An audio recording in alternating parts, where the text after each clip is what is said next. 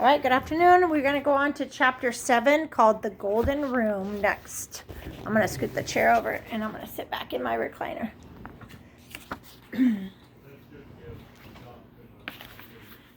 Chapter 7, The Golden Room. Mr. Burke had begun to repair the old Perkins place. After Christmas, Mrs. Burke was right in the middle of writing a book, so she wasn't available to help, which left Leslie the jobs of hunting and fetching. For all his smartness with politics and music, Mr. Burke was inclined to be absent-minded. He would put down the hammer to pick up the how-to-do book, and then lose the hammer between there and the project he was working on. Leslie was good at finding things for him, and he liked her company as well. When she came home from school and on the weekends, he wanted her around. Leslie explained all this to Jess. Jess tried going to Terabithia alone, but it was no good. It needed Leslie to make things magic. He was afraid that he would destroy everything by trying to force the magic on his own, and when it was plain that the magic was reluctant to come to him. If he went home, either his mother was after him to do some chore, or Mabel wanted him to play Barbies with her. Lord, he wished a million times that he never helped buy that stupid doll. He'd no more than lie down on the floor to paint than Mabel would be after him to put an arm back on or snap up the dress. And Joyce Ann was worse. She got a devilish delight out of sitting smack down on his rump when he was stretched out working. If he yelled at her to get the heck off of him, then she'd stick her index finger in the corner of her mouth and holler, which would, of course, crank up his mom. Jess Oliver, you leave that baby alone. What you mean lying there in the middle of the floor doing nothing anyway?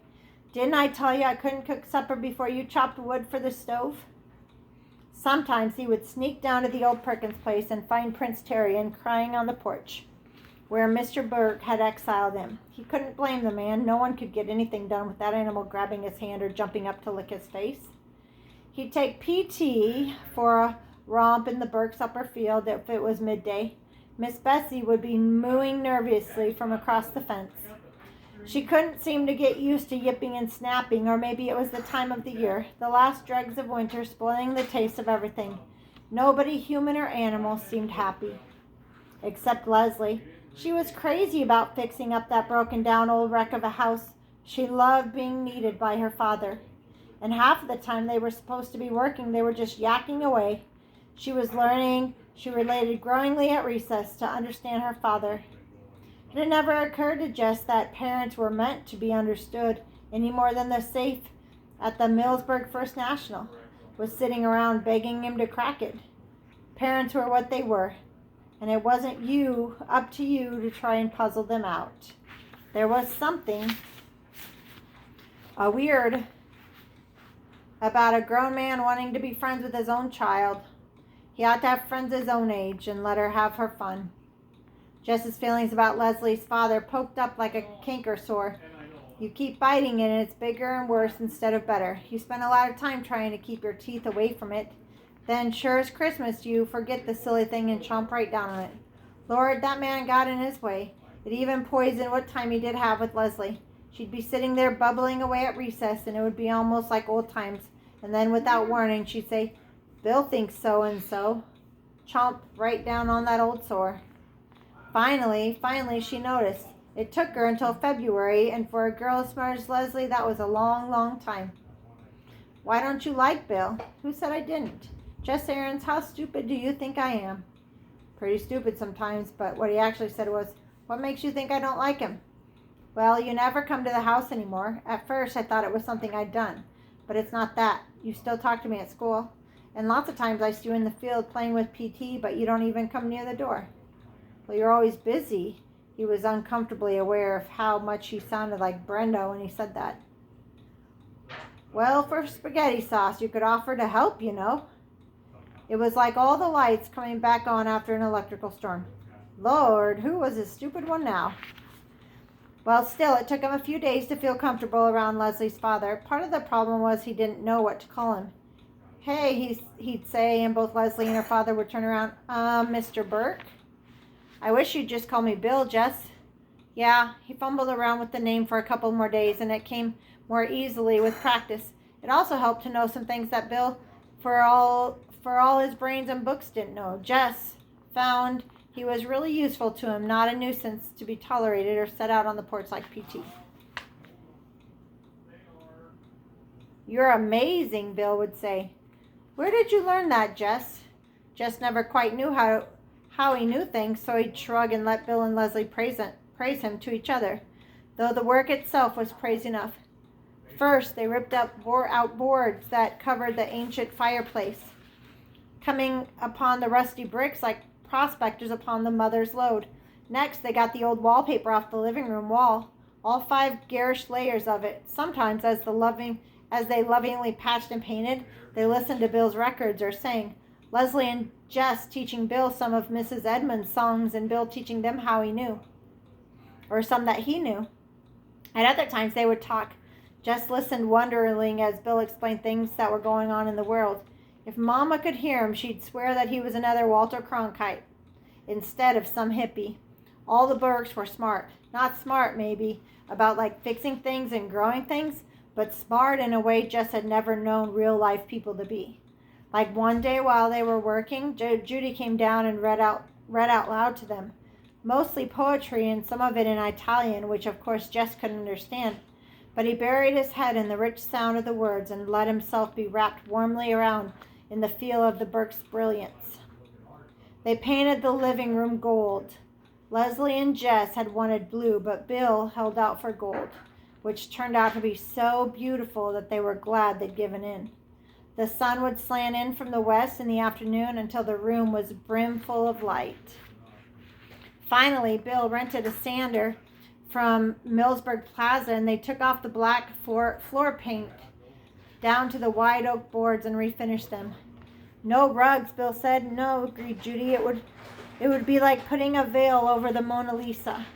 When Bill and the children had finally finished razor blading the last bits of paint off the windows and washed the panes, they called Judy down from her upstairs study to come and see. The 4 of them sat down on the floor and gazed around. It was gorgeous. Leslie gave a deep, satisfied sigh. "I love this room," she said. "Don't you feel the gold enchantment of it?" It was worthy to be. Just looked up at the sudden alarm in a palace. Relief in such a mood, a person might even let a sworn secret slip. But she hadn't, not even to Bill or Judy, and he knew how she felt about her parents. She must have seen his anxiety because she winked at him across Bill and Judy just as he sometimes winked at Mabel over Joyce Ann's head. Terabithia was still just for the 2 of them. The next afternoon they called PT and headed to Terabithia. It had been more than a month since they had been there together, and as they neared the creek bed, they slowed down. Jess wasn't sure he still remembered how to be king. "We've been away for so many years," Leslie whispered. "How do you suppose the kingdom has fared in our absence?" "Well, where have we been?" "Conquering hostile savages on our northern borders," she answered. "But the lines of communication have been broken, and thus we do not have tidings for our beloved homeland for many a full moon." "How was that for a regular queen talk? Just wished he could make it match it. You think anything bad has happened?" "Well, we must have courage, my king. It may indeed be so." They swung silently across the creek bed, and on the farther bank, Leslie picked up 2 sticks. "Thy sword, sire?" she whispered. Jess nodded. They hunched down and crept toward the stronghold like police detectives on TV. "Hey, Queen, watch out behind you." Leslie whirled and began to duel the imaginary foe. Then more came rushing upon them, and the shouts of the battle rang through Terabithia. The guardian of the realm raced in happy puppy circles, too young as yet to comprehend the danger that surrounded them all. They have sounded the retreat," the brave queen cried. "Yea, drive them out utterly so they may never return and prey upon our people. Out you go, out, out." All the way to the creek bed, they forced the enemy back, sweating under their winter jackets. At last, Terabithia is free once more. The king sat down on the log and wiped his face, but the queen did not let him rest long. "Sire, we must go at once to the grove of the pines and give thanks for our victory." Jess followed her into the groves, where they stood silently in the dim light. "Who do we think?" he whispered. The question flickered across his face. "Oh, God," she began. She was more at home with magic than religion. "Oh, spirits of the grove, thy right arm has given us the victory." He couldn't remember where he'd heard that one, but it seemed fit. Leslie gave him a look of approval. She took upon the words. "Now grant protection of Terabithia to all of its people and us, its rulers." "Aroo!" Jess tried not to smile. "And its puppy dog. And to Prince Terry and its guardian and jester. Amen." Amen. They both managed somehow to keep the giggles buttoned in until they got out of the sacred place. A few days after the encounter with the enemies of Terabithia, they had an encounter with a different sort at school. Leslie came out at recess to tell Jess that she had started into the girls' room only to be stopped by the sound of crying from one of the stalls. She lowered her voice. "This sounds crazy," she said, "but from the feet, I'm sure it's Janice Avery in there." "You're kidding." The picture of Janice Avery crying on the toilet seat was too much for Jess to imagine. "Well, she's the only one in the school that has Willard Hughes' name crossed out on her sneakers. Besides, the smoke is so thick in there, you need a gas mask." "Are you sure she was crying?" "Jess Aarons, I can tell if someone's crying or not." Lord, what was the matter with him? Janice Avery had given him nothing but trouble, and now he was feeling responsible for her, like one of Burke's timber wolves or beached whales. She didn't even cry when kids teased her about Willard after the note. "Yeah, I know." He looked at her. "Well, what should we do?" "Do?" she asked. "What do you mean, what should we do?" How could he explain it to her? "Leslie, if she was an animal predator, we'd be obliged to try to help her." Leslie gave him a funny look. "Well, you're the one who's telling me I gotta care," he said. "But Janice Avery? If she's crying, there's got to be something really wrong." "Well, what are we going to do?"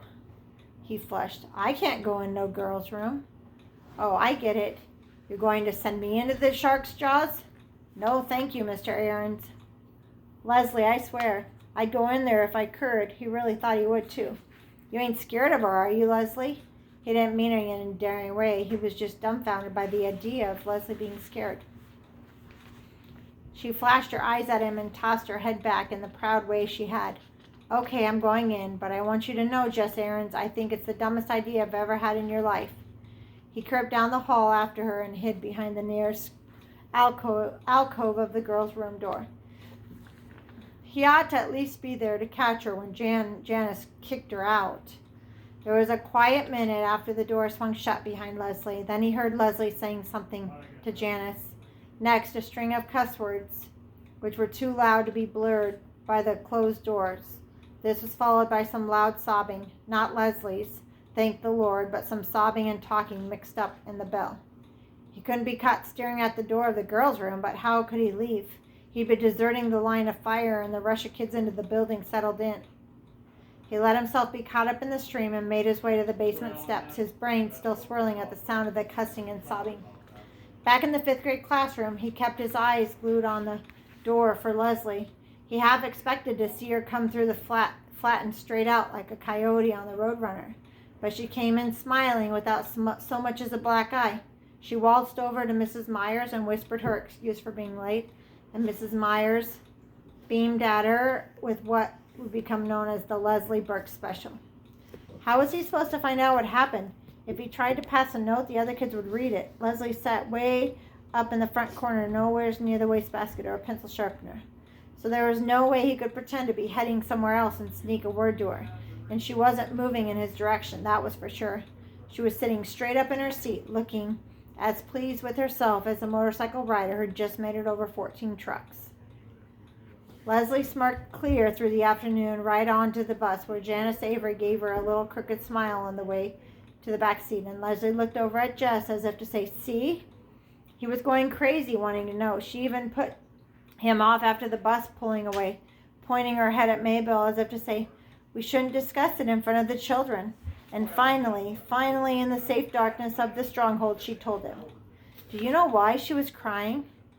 "How am I supposed to know, Lord? Leslie, will you tell me? What in the heck is going on in here?" "Janice Avery is a very unfortunate person. Do you realize that?" "What was she crying about, for heaven's sake?" It's a very complicated situation, and I can understand now why Janice has so many problems relating to people. Will you tell me what happened before I have a hernia? Did you know that her father beats her? Lots of kids' father beat them. Will you get on with it? No, I mean really beats her. The kind of beatings they talk about that take people to jail for in Arlington.